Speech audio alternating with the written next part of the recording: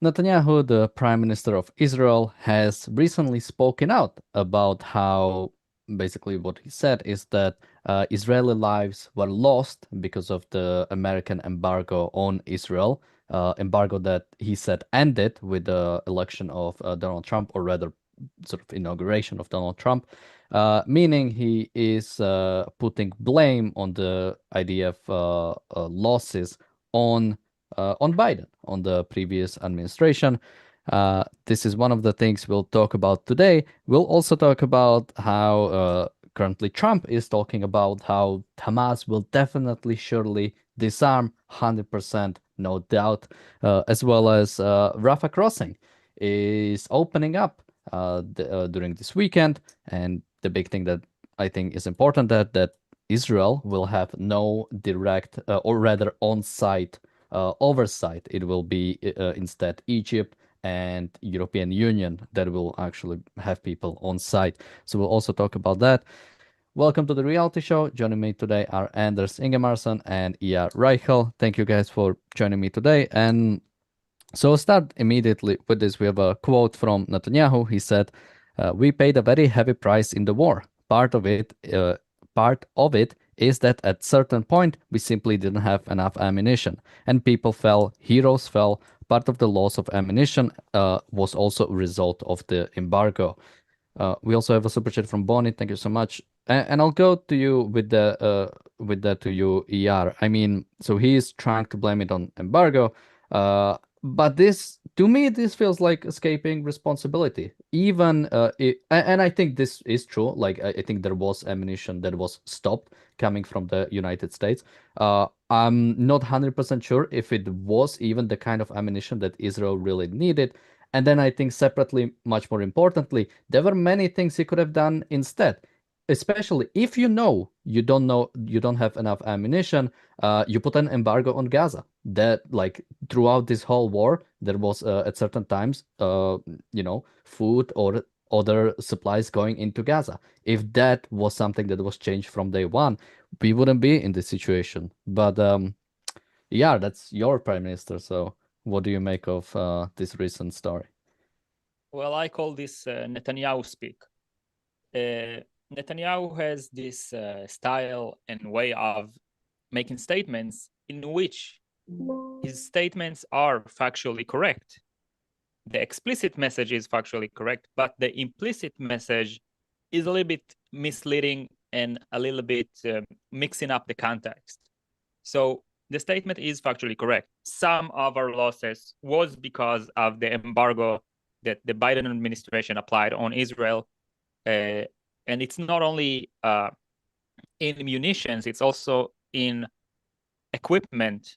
The biggest example in Israel is the lack of D9 Caterpillar bulldozers that we were supposed to get from the United States. It was crucial for urban warfare. You basically have to use D9s or cats or whatever you want to call it. In Israel, we say D9. Like it became a word in Hebrew, D9, and it's crucial so you can get into a block and clear out the building. So it will be land that is not high rising but completely flat, and then nobody can hide or come out of an ally or whatever. And yes, Biden did canceled such a delivery that was supposed to arrive. And yes, Israeli soldiers have died because of that. But here is the implicit wrong message. The implicit message is, if it weren't for the Biden administration's embargo, we wouldn't have so much losses. And I mean so much in Israeli terms, like relatively to urban warfare and other conflicts, Israel has a low number of casualties, yet everyone who does die, it's a tragedy and it's better to be averted. And we lost hundreds that basically died due to wrong policies. And this is where I'm getting to. The primary error that led to a lot of soldiers dying is a moral error that Israel is committing. Israel has treated the Palestinians not as enemies, not as an evil political movement, not as a movement trying to destroy it, but as innocent, as people who just want to get by side with Israel, things that are just wrong. We told ourselves stories, and in a sense, we kept telling ourselves stories after October 7th, separating Hamas from the Palestinians, as if the Palestinians is like some sort of an ethnic group that is held hostage by Hamas. But the truth is that Palestinians are members of a political movement. Their ethnicity is Arab ethnicity, and the fact that they are Palestinians mean that they are a part of a political movement for the destruction of Israel, abusing the broken morality of the West. And by not treating the Palestinians as such, but as if they're innocents held hostage by Hamas, we basically did a very wrong thing, which is not laying a proper siege on Gaza, at least not after, like, since the first hostage ransom. We basically risk our own soldiers to save Palestinian lives.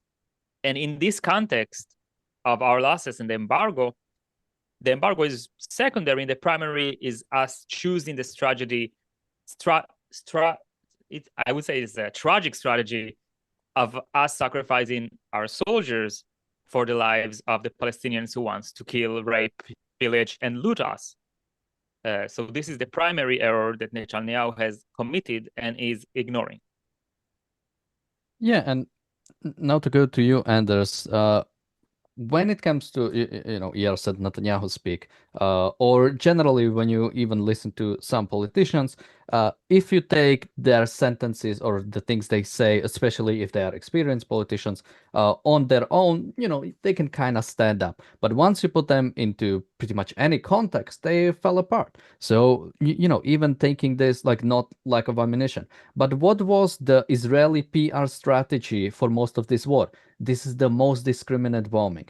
This is the most, we're the most moral war, the most moral army because we discriminate on when we hit everywhere, right? And it's like, well, you cannot do that. Like, you must be using some of that ammunition or some of those lives to basically do that kind of control, to do that kind of discrimination.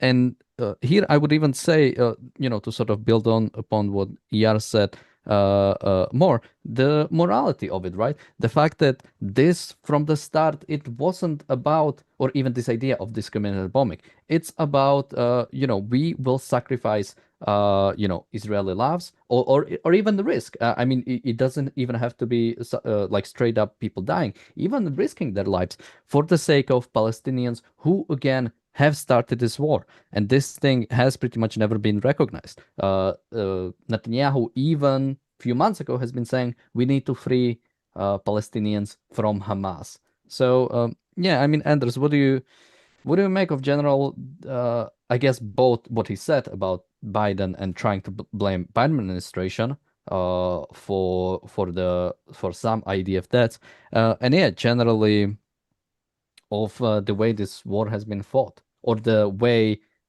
it has been talked about from the Israeli side? Yeah, I mean, first let me say that I completely agree with ER's analysis of the situation. For this particular example, when I saw his comments about Biden, and yeah, there may be some truth to it, but I'm not sure I have the full context. Was he trying to deflect blame from himself because he had faced some specific criticism here?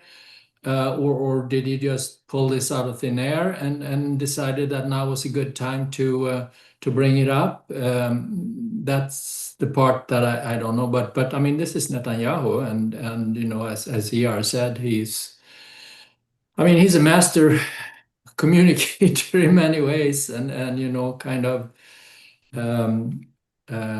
finding the angles that he needs to do to stay in power. And as we know, there are elections on the horizon, and I'm sure he is trying to build up a strategy to get past that again, and so on and so forth. So yeah, no, if either of you have any details about why he decided that now was a good time to do that, I'll be curious to know that. Yeah. Yeah. So before I'll answer your question, I just want to say for the record that it is a disgrace. It's treason that Biden did in fact applied an embargo against Israel while it's basically a Western ally defending itself against evil, nihilistic, anti-Western, anti-American barbarians, and the fact that Biden basically takes their side in a sense, at least partially, and launching weapons embargo against Israel. This is just ugly. It's a moral abomination. I don't know how to describe it. Just for the record, we can undermine it and like say how Israel should be, stricter against the Palestinians, etc., etc. But still, this is a spit in the face from our ally. So I just want to put this straight on the record. Now, for Andrew's question, what is the reason Netanyahu have said such a weird statement? Well, for me, it's very clear. Netanyahu has made a long time ago a strategic understanding. And he understood that the personal relationship between a leader of a state in general, in principle, and Trump as the president of the United States of America is crucial. For example, we've seen the embarrassing appearance of Zelensky at the White House. And he was basically standing for his principles, trying to defend the Ukrainian position. And he basically, in a sense, acted in a way that was interpreted by Trump as disrespect. And therefore, America took a step back at the time with her support to Ukraine. And as a result, many Ukrainian people died. Now, this is a thing Netanyahu have decided he cannot afford. Now, we can discuss it, whether you should stand on your principles or not, and how to act in such a situation when you have such a strong character that takes the personal relationship into as basically one of the most essential considerations to her. So Netanyahu has made the strategic decision to basically try to, in one hand, it is try to fight for what Israel needs, to try to fight for Israel's principles in a sense, although we may disagree on those principles, but he does fight for them. But he makes sure to reward Trump. And by rewards, I mean naming a town after Trump in Israel, naming a town after Trump, awarding Trump with like an Israeli Peace Prize, saying that Biden did an embargo on us and Trump fixed the damage that Biden says. This statement is not a statement by Netanyahu to the Israeli people. It is a foreign relationship statement for Trump. So basically, he's saying what the messages Trump wants. Trump is running for the message, I'm fixing all of the faults of Biden and making things better. Like Biden ruined everything, and I'm fixing everything. So Netanyahu is just giving him what he wants. And once again, this statement is factually correct. So he's basically trying to score points with Trump. That's the reason for this. But he's doing it from the understanding that like he's in his view, if he wouldn't do it, then a lot of Israelis are going to die. Like this is his calculation for doing that. Like he's seen like how other leaders have interacted with him and the results of that, and he's trying to play this game of like, okay, I'll try to fight for what Israel needs, but I'm going to do it behind the scene. And whenever there are cameras, whenever it's a statement, I'm going to be the biggest Trump groupie that was ever existed. So I think this is how Netanyahu is playing this game. So is he trying to score points and kind of build up a certain accountability with Trump with an eye towards the ceasefire eventually failing and Israel going in and taking care of Hamas once and for all?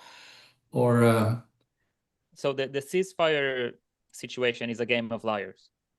First of all, I want to clear something out. I think both Trump and Bibi know they are playing this game. I don't think Trump is looking for the approval of others. Trump is looking for others sucking up to him as a sense of power. Like he basically tells himself, "Oh, I put them in the spot when they just have to praise me all the time because I'm so powerful over them and they know it." By the he way, enjoys it. on that, I can actually connect a statement. There is a statement when the tariff war happened after April 2nd, when Trump put the tariffs on everybody. He made several comments talking about like, oh, everybody's calling me. Like when I do something like that, everybody calls me. Like I have Apple calling me, I have this company calling me, I have world leaders calling me. So I think that can definitely be part of it. Yeah, so in a sense, Trump is knowing Netanyahu is playing this game. He's satisfied with the way Netanyahu is doing it, and he's rewarding him from time to time. So overall, this strategy getting at least its short-term goals and not long-term goals, I think we're screwed, but that's a different story. Regarding the ceasefire, this kind of, I don't know, I don't want to call it a deal, but this kind of whatever we got to, each side is trying to be some sort of a con artist. The side of Hamas and Qatar and Egypt and Turkey and Iran and all of these axes are basically trying to create an inertia force that will make Israel surrender to Hamas, that Hamas will still exist. They'll get a lot of money from the Western world. Qatar and Turkey and even Iran would have influence on the surface, so they'd be stronger for the next round on their way to annihilate Israel. And Israel is trying to play this game as if like Hamas would break the deal in a way, like he keeps breaking this deal all the goddamn time. Every day he's like trying to kill Israeli soldiers and doing messed up shit with the hostages and not doing whatever it committed to, but like it's still like nobody gives a damn, nobody's enforces that, nobody says, oh, Hamas broke the rules, so Israel can now do what the contract allows. Yet Israel is still expecting Hamas to do something that is so controversial and so unaccepted by the Western world that the Western world would eventually allow, as if Israel needs this approval, would allow Israel to get back into Gaza and finish the job. The way I see it, I think since we've already compromised with evil, we morally screwed ourselves up and put ourselves in such a weak position that it will be extremely hard for us to get back into fighting in Gaza, not only because of outside pressure, but because of inside pressure within the Israelis. As if there would be this theme, as if like we have already ended the war and got the hostages back. Why are you getting back into Gaza and getting your soldiers killed? And the answer to that is A, we don't need to get our soldiers killed. We need to lay a siege on Gaza.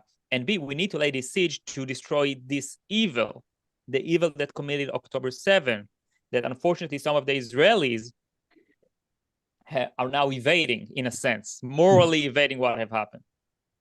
So it's time for the Israelis to wake up and understand we still need to finish the job. We need to make sure that the Palestinian political movement is gone. And whatever Arab in the area understands that this defining himself as a Palestinian is not going to work anymore. And he's either going to settle somewhere in the Middle East or whatever, or accept Israeli rule and the terms of living in a country that respects human rights and not trying to build a tyrannical regime to destroy the Western world and whatever, like to remain eventually a Sikh barbarian tribe after he looted and murdered everyone. This is the Islamic dream eventually. So no, we need to win this kind of evil, nihilistic, barbaric evil, and not let it live next to us, neighboring to us, being fed by the Western world and armed by the Axis. So yeah, I want to start shifting to the second topic in a little bit, but I would only mention. So yeah, I think generally the analysis of that Netanyahu is basically doing this from appeasement to Trump, especially if you look at a lot of the past statements. I mean, people might not remember this, but during the election in 2020 in America, Netanyahu congratulated Biden after he won, right? And there was like a big sore thing that happened to Trump, the fact that Netanyahu would like recognize the election and recognize the new president. So that was one thing there. When it comes to something I do want to mention, because yeah, one part we have is this like analysis of what politicians are doing, right? Like Trump is doing this because of that, Netanyahu is acting like this because of that. But I think a lot of commentary is like becoming so much simply explaining or trying to say that what Trump is doing or what Netanyahu is doing is blah blah blah because of what happened in the past. I see that with Trump when it comes to like it's okay that he's doing this because people have done it in the past. And I think we should really like stop judging politicians as if they are like babies who just have their first job. They should be at the top of their game. And the fact that we have both Netanyahu and Trump especially are still mentioning Biden, like he was in office a year ago. At some point you have to move on, stop talking about them and like do what's proper, right. And this is why I would go even to Netanyahu, because even he mentions that the embargo that was there under Biden is supposedly gone as soon as Trump got into White House. Why didn't Israel go fully into Gaza after that? Why wasn't there like a fully proper mission done in Gaza? Instead, what happened when Israel was close to like fully basically controlling Gaza, going into Gaza City finally, right? And fully going in? It pulled out again.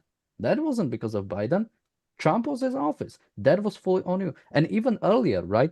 Even when the ceasefire started happening and Trump started pushing sort of a deal, for a few weeks, I believe, after inauguration, Netanyahu had pretty much full go, as far as we know. He could have done anything he wanted in Gaza, and he would, in a sense, be able to get away with it. And I'm putting that in quotes. By that, I mean, I don't think Trump would push any particular direction to him, and he didn't. So, yeah, maybe we can put, I think, rightly so, as ER mentioned, Biden's actions when it comes to Israel were completely improper. But at some point, you have to take responsibility, especially when he is no longer in office. I always use the like the comparison of like the people who blame their parents for everything that happened in their life. I mean, at some point, you are moving out of the house and you have to take responsibility for your actions and not blame everybody else for what you are doing wrong. So with that, I mean, Anders, anything to add before we go into the Hamas disarming part of the discussion? No. I'm not sure if we. Oh, yeah. Anything to add before we switch to Gaza? Let's switch to Gaza. So yeah. Now we're gonna. When it comes to the deal, or I mean, it's like ER said, it's hard to call it a deal, but when it comes to the ceasefire in Gaza, it's supposed to continue. One part of it is, of course, Hamas disarmament, a part where Hamas is openly saying they will not do, are openly saying they haven't been discussed about this. But now again, we have Steve Witkoff saying that Hamas will demilitarize. He says they will because they have no choice. They are going to give up their AK-47s. I think, yeah, we even had, well, I want to go to Trump comments in a little bit. But yeah, we have Steve Witkoff. Earlier, a few weeks ago, we had Jared Kushner at the Board of Peace, where he had a presentation, and he said something similar. He said basically everybody wants peace. So he didn't mention Hamas by name, but he was saying, this will happen. We'll have development in Gaza because everybody wants peace. Is this a proper, I guess, analysis of Hamas? They will disarm because they have no choice and because they want peace. Well, I'm gonna say something surprising. By the way, either put the microphone close or you can Yeah, I change got your it. microphone. Yeah. No, it's okay. So I'm going to say something very surprising. I think Hamas wants peace, but they want the Islamic version of peace. And that is everybody is under Islamic rule, which means like if you're an infidel, you're dead. And then you convert it to Islam and you're under the tyrannical rule of some Islamic ruling. This is peace in the definition of Hamas. So yeah, everybody wants peace. The problem is that when the American official says peace, he means something completely different that is currently unachievable until we defeat the Palestinian political movement for the destruction of Israel. And let me now address more to the point. This is a complete lullaby, a complete dream, detached from reality, delusion that Hamas will disarm itself voluntarily at this stage, only because he made an agreement and the Americans want that and they're pressuring Turkey or Qatar or whatever. This is a complete joke. The question here is how deep is the American evasion? How badly do the Americans want to believe they achieved these goals? This is the question that will determine the future of the region, and I'll explain. If the American officials, Trump and his people in the Middle East, would have the decency to understand that Hamas will never disarm voluntarily, and it's about using force, so they will give Israel the green light, and Israel will do this job. But if they will go deep into the evasion and they want to believe so hard that this is could be solved with this diplomacy and agreements, and Hamas would be a good boy, so they'll turn a blind eye and they say, oh yeah, you can get pardoned if, you know, the Hamas terrorists can get pardoned if they'll join the Gaza security forces or some kind of BS, or say, yeah, they gave up the weapons even though they know like there are weapon storages and tunnels with a bunch of weapons, and then every other Gazan citizen has an AK under his tent mattress. So it's like we get either or. Like I think like it's either gonna be like the renewal of active fighting of Israel, choosing whatever way it chooses, either it's a complete siege or unfortunately sending soldiers into Gaza to clear it from armed terrorists, or it will be the United States of America trying to force Israel into living side by side with the Palestinians and with Hamas once again. And they will call it with some beautiful branding and names. It will be the technocrat government, which is basically a tyrannical regime ruling Gaza, cooperating with Hamas. They will say there will be like the security forces, which is armed terrorists, now wearing the hat of security forces, like in the Palestinian authorities in next to Judea. And it will just be it will be like from, I don't know, from 2020 to 2023, or for, I don't know, from since Hamas took over, just basically getting ready for the next round. It will mean October 7 was just another round between Israel and the Palestinians, and we're expected to have another round in the near future, like up to a decade from now. There'll be another round, another October 7th, another pogrom, another time of Palestinians invading into Israel, raping, pillaging, and taking hostages. And it will just keep going until the people in Israel will give up, and basically this country would collapse from within if we will not learn the lesson that evil must be destroyed. Until we will not learn this lesson and give the Palestinians moral sanction, the undeserved moral sanction, we are going to see a lot of Israeli blood pour and basically sacrificed for the Palestinians. Yeah, and to go to you, Anders, so we have one more comment or a sort of a report rather. The Mike Waltz, which is the U.S. ambassador to the UN, said on Wednesday that Hamas will also be urged to cede its weapons via an international buyback program, providing new details regarding the program Washington plans to advance to disarm the terror group. So we're gonna do gun buybacks when it like I cannot even like explain what what the hell is this supposed to mean? Where is like any incentive? When did Hamas ever show an incentive that their goal is simply some improvement of Palestinian lives, or some building something in Gaza? Every single thing that Hamas did and Palestinians in Gaza went into how do we fight against Israel? Look at all the tunnels. None of those tunnels were used to prevent civilian casualties, to save their Palestinian lives. All of the tunnels were used to commit terrorism, to fight against Israel, to fight some sort of guerrilla warfare against Israel. And because they know that Israel will put foot, and again, even that, right?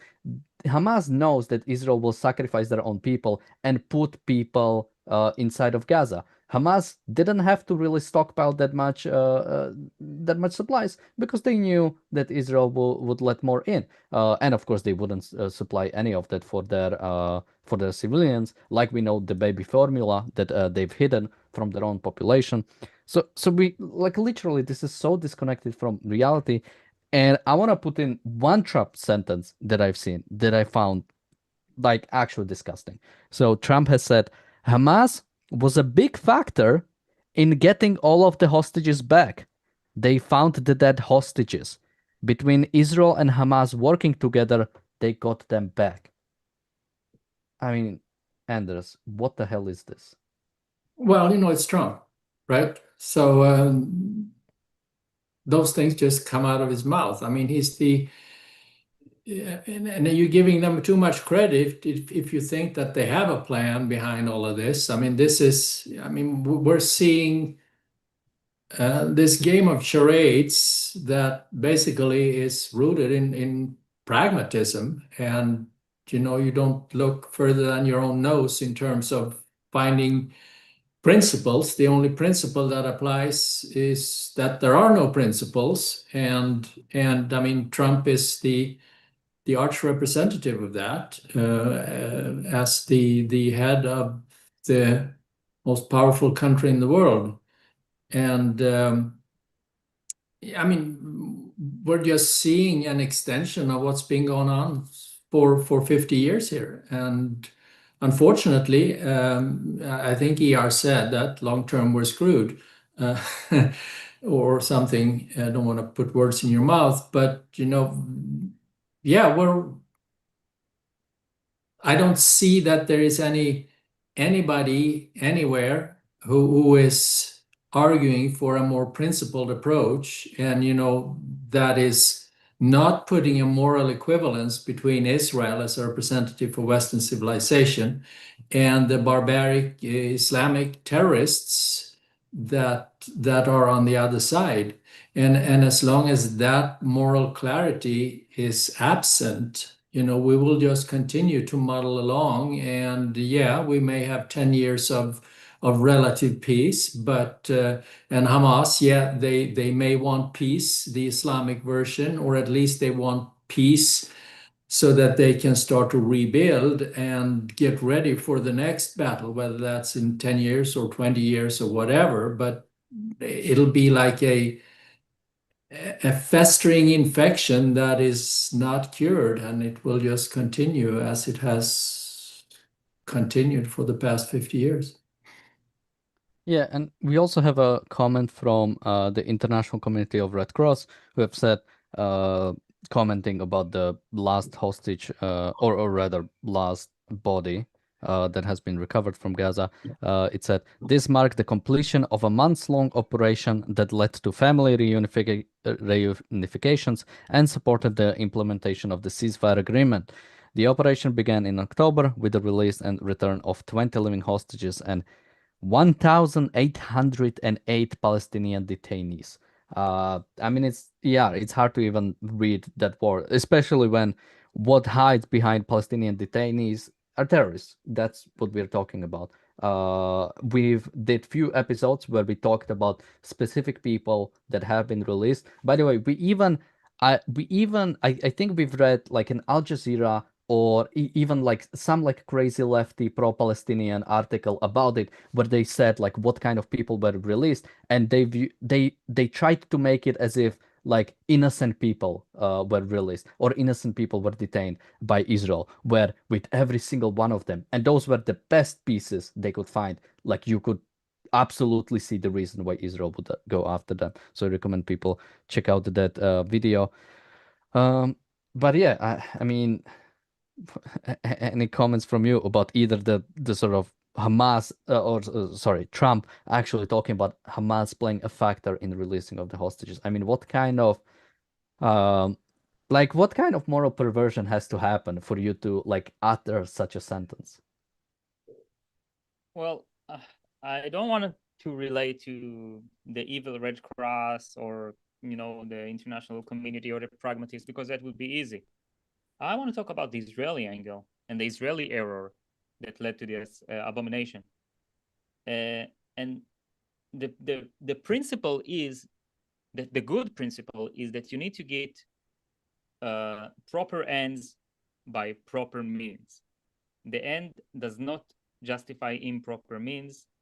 And of course, don't fall in love with good means as well if it doesn't get you to a proper end. But it's mostly about the end does not qualify the means. And Israel, setting its hostages free is one of the most important ends. It's a major goal. These are innocent Israeli civilians that have been kidnapped by monsters from their beds and homes and communities. And the sheer justification of the state of Israel is to make sure that its citizens are safe within its border, that Jews has a place, a safe haven to be at, since we know history and we know Jews are being persecuted all over the world, all through history. And in October 7th, Israel has failed tremendously. And, the state has a responsibility to fix that. Having said that, we need to do it by proper means. And proper means is not paying ransom to evil. Proper mean is destroying evils. And yes, the hostages were at risk, but they were at risk by this evil we need to destroy. We cannot make the risk greater and pay ransom in a way that keep this evil alive so it can attack us in the next time. So this is what I have to say about it. I have nothing to add, nothing interesting to say about the disgusting, hypocrite, evil Red Cross. I wouldn't even say they're hypocrite. They're true to their evil principles of hating the good for being good and helping terrorists in disguise of humanitarian aid. In the context, in every context regarding Israel, the Red Cross is just plain evil. It's basically an ally of the most evil and nihilistic forces, almost explicitly. Yeah, and I mean, talking a little bit more on Netanyahu, something I'm really wondering about. I have been calling pretty much since October, or since the ceasefire has started. I've been saying that the most likely scenario I'm seeing right now is that the yellow line becomes some sort of new status quo. That Israel will try to apply some security apparatus in that area and will pretty much leave Hamas alone in the rest of it, like some sort of yeah, basically, uh, frozen conflict isn't the right word for it, but yeah, some sort of like weird new status quo, and this will be it. And basically, we are kicking the can down the road to see to see if Hamas attacks again, or if it now will be some bigger attack from Judea and Samaria, or technically Hezbollah is still there, or maybe Iran, who knows? But basically, we are kicking the can down the road. And my biggest worry about this is the Israel has an upcoming election this year, and maybe this would be a question more for you, ER, just for your thoughts, because at least the polling I've seen, it's still somewhat split, both the opposition bloc and the coalition bloc right now. Both of them might get the majority, maybe, but also the Arab parties have looks like have united into a joint list and will run together, and might actually be blocking both majorities. Of course, other parties would never go with the conservative bloc, but they might go with the opposition bloc. So, I mean, ER, what do you make of the upcoming election? At least, maybe we can do like a full episode on it at some point when we're closer. But as of right now, what do you make of it? Especially, especially, I guess, when it comes to sort of like a future plan for Gaza, right? Because if you get the opposition in power, the strategy on Gaza will change drastically, and that is something Netanyahu has to keep in mind if he, of what he wants to do there, and Trump himself, right? I'm not sure if opposition would be so keen to go with whatever Trump wants. First, I'd like to paraphrase on your statement. We're not kicking the can down the road. We're kicking the pipe bomb down the road. That's first. Second, regarding your question, I wouldn't take the polls as having any cognitive value or much cognitive value as of now, because the polls don't take into account the new parties that are going to form, and it's not taking into account the political chaos they're going to be, and it's not taking into account the campaigns and the behavior of the politicians, because all of these things are basically non-existent now. Yeah, the polls asking people, what do you want to vote right now? But, a few months from now, there's going to be smears campaign against the Likud and a smears campaign from the Likud.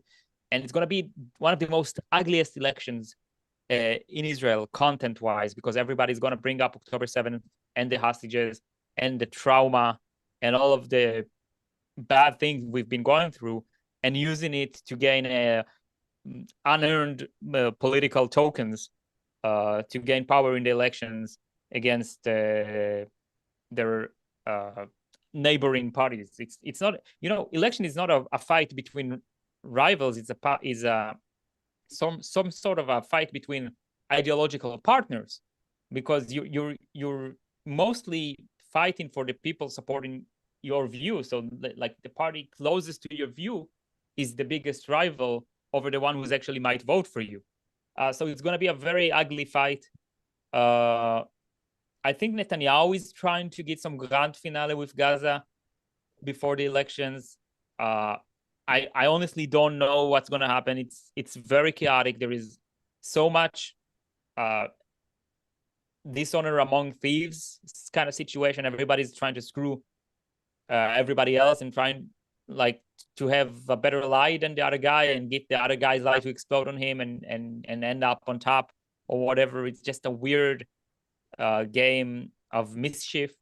And I honestly, I don't know what will happen. Again, the best case scenario is just Israel laying a siege on Gaza until basically Hamas starves or hands his weapons for real. The scenes from quite the beginning of the war when we see basically people handing over the weapon and they wearing only their underwear, so we can see that they don't hide anything under their jacket or whatever. But I just don't think it's going to happen.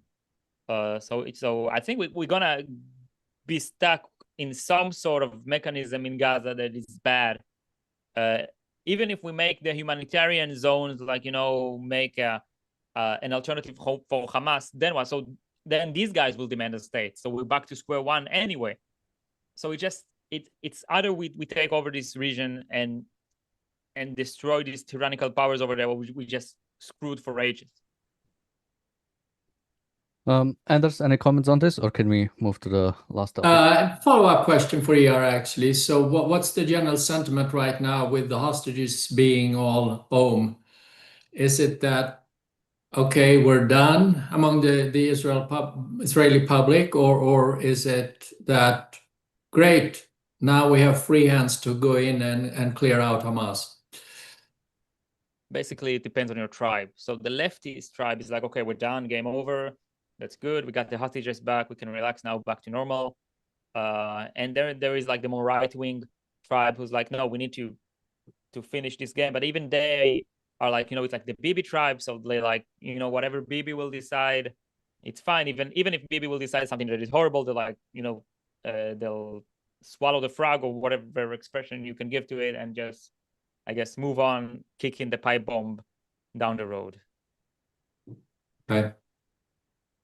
So yeah, let's move on to the last part, which is the Rafah crossing opening. So we've already mentioned this last week. Specifically, I mentioned how a super weird way this was announced. And for those who don't remember, basically during the Board of Peace, I keep forgetting the organization name. During the Board of Peace conference, some Palestinian politician came up and said, "We're opening Rafah crossing." With no seemingly coordination with Israel not even deciding how that is going to happen or what is exactly going to happen, but basically just saying it and people going along with it, pretty much including Trump, including everybody. Nobody said anything about it. And now, during specifically on this Sunday, it seems like it might be happening. So some things will start going through this crossing into Gaza. And I think the most scary thing is that Israel will basically have nobody live on site. It will monitor remotely. And as I mentioned at the start of the episode, the people who will be on site will be Egyptians and EU people, and with the Israeli oversight. Yeah, I mean, what do we make of this after all this, after so much talking about basically how much of equipment has been going through Gaza, through Egyptian border, not specifically even through crossing, but even through tunnels. So much talking about that Israel will retain the Philadelphia corridor even after the ceasefire or anything. That this is like this is basically like a red line we will not cross. Now it seems like both the fact that this was announced like this and that Israel will commit to it. What do you make of it? About a year ago, the IDF has took over Rafah. You're a bit quiet. About a year ago, the IDF took over Rafah, and we've paid tremendous prices for that. Soldiers died. We got our ass kicked in the diplomatic scene. Even Kamala Harris, in her presidential campaign, said she have learned the map and Israel should not take over Rafah, and millions of Palestinians will die, whatever.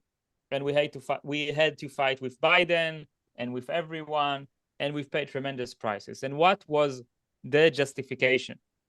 The core essential justification, which is in fact correct, is that the border with Egypt is basically polluted.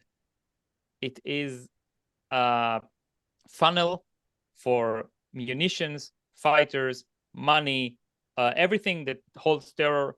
And basically, it's time for us to cut it. They had tunnels, and they could have bring up trucks under the tunnels and weaponry and whatever and missiles. And now, we basically, in fact, as of now, it seems as if we took over Rafah, so they can, instead of bringing means to destroy Israel underground, they'll just bring it in through the goddamn front gate. So what's the point of anything? It's just, once again, a complete disgrace that Israel is handing out. In fact, they control over the Rafah crossing to Hamas. Basically, Hamas is going to rule the Rafah crossing. And it reached to a level that terrorists, Hamas terrorists or Islamic Jihad terrorists or whatever, has basically been injured in this war. Then they were allowed to leave Gaza to get treated medically in Qatar and in Turkey. And now they're going to get back to Gaza through the goddamn front gate. This is such an immoral move. Now, the only legit reason to somewhat open the crossings is to let Gazans out of Gaza. The least Arabs in Gaza, in the current political situation, the least Palestinians in Gaza, the better it is for Israel. This is just a fact, because we've seen what Palestinians in Gaza actually do. They either actively kill Jews or serve as a human shield for those who does that, and then doing that willingly. So yeah, Israel is trying to make, to keep the least amount of people in Gaza, but still there are other ways to do it rather than just abandoning and neglecting Rafah crossing to be run by Hamas and Egypt. And then once again, it's going to be so easy for the Palestinians to rearm themselves and get ready for another round.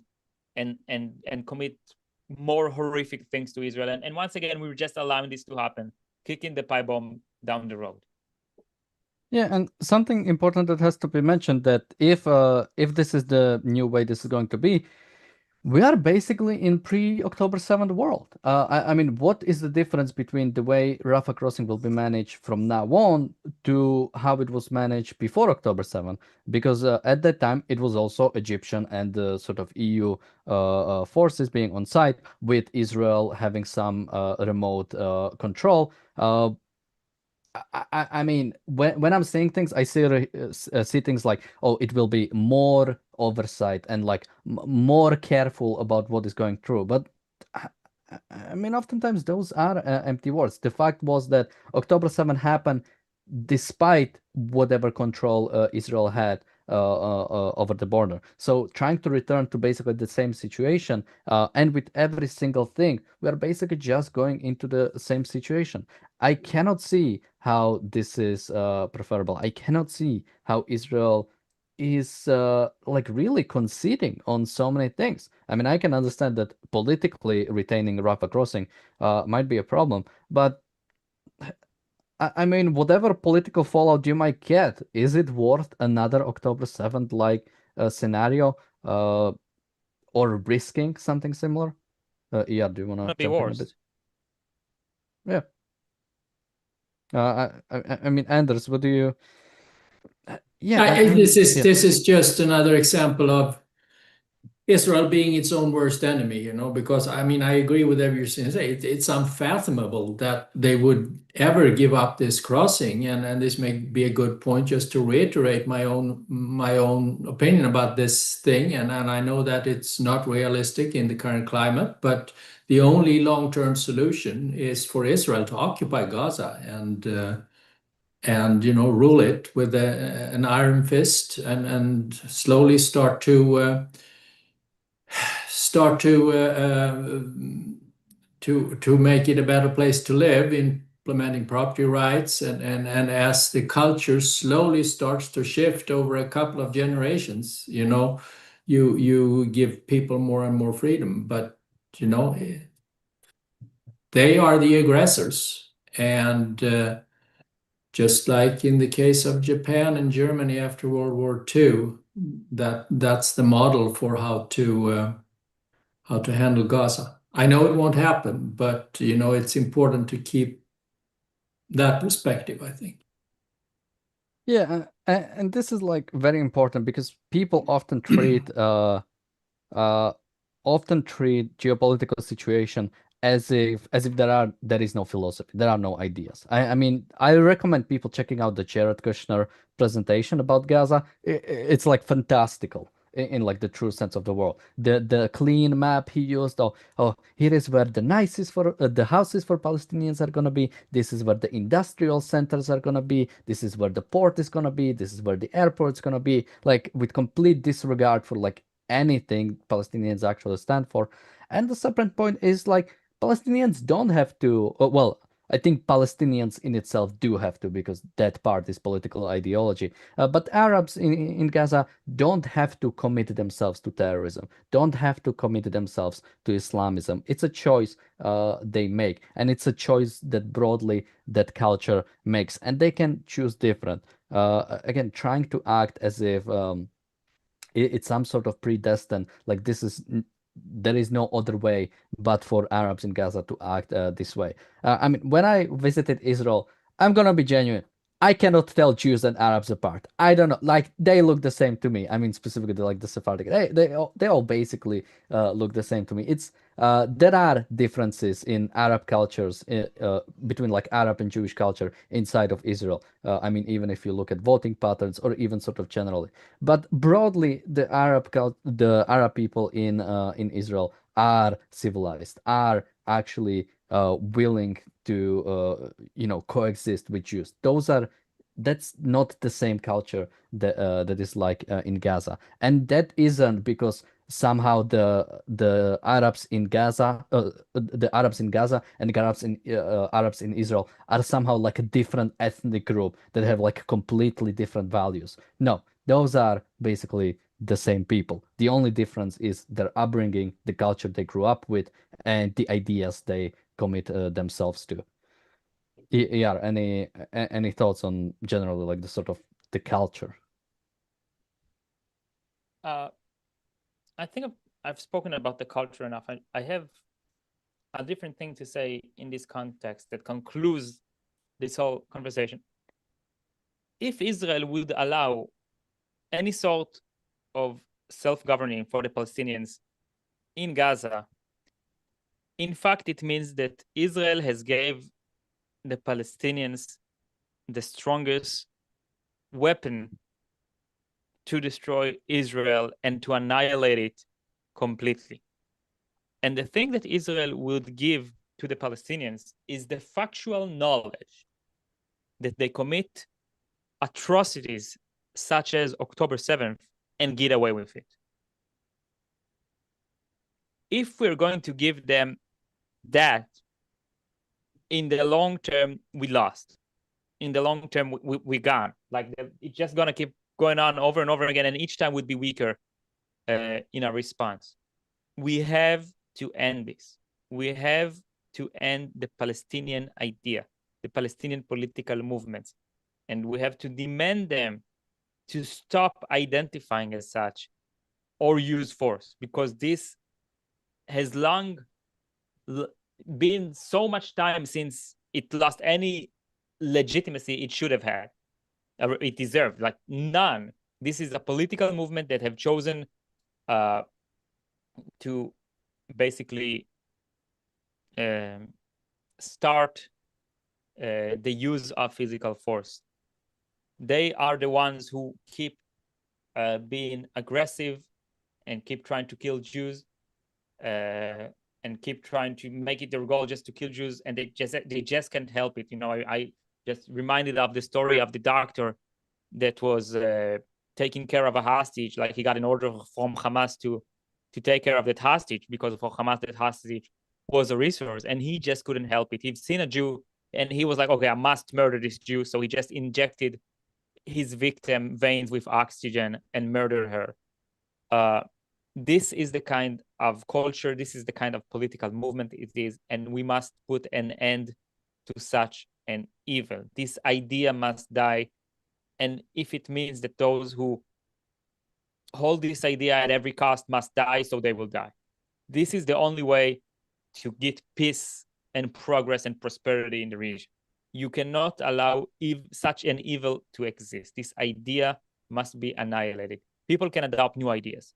The people in Gaza can change, but we have to give them this option and to enforce it by force, because those people have already used force. So it's supposed to be game over for them. We cannot allow them to get away with October 7th. We cannot allow them to come out from this whole affair governing themselves and getting ready for the next round. This is just not a possibility. We cannot allow that. And also, Ed, where can people find you? Yeah. I'm Yair Reichel. I'm an associate of the Ayn Rand Center Israel.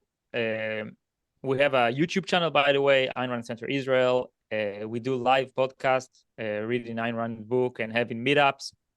And you can also go to aynrand.org.il/about to learn more about Ayn Rand Center Israel. And I'm the head of a movement called Victory Now. We have released a book called Victory Now, which presents a moral case for Israel's victory, which is much needed. Israelis and people in the West needs to know that a Western free state has a right to defend itself from the tyrannical regimes surrounding it. And this book also offers a plan for such a victory. So please visit www.victory.now. In this website, you can order a copy of the book. You can support the movement. You can contact me. So please visit this website and let me know what you think about the book after you've read it. And once again, thank you so much to whomever already bought a copy of the book. I'm really satisfied seeing people buying the book and giving us reviews and commentary. So thank you very much. And Anders, any last thoughts from you, and where can people find you? No last thoughts. You can find me on Substack, andersingemarsson.substack.com, and pick up my book, Think Right or Wrong, Not Left or Right, on Amazon. And you can find me on my YouTube channel. Then links to everybody are going to be in the description. And we'll also be back tomorrow with an episode of the Daily Objective. Until then, thank you guys for joining me today. Thank you everybody for watching, and bye-bye.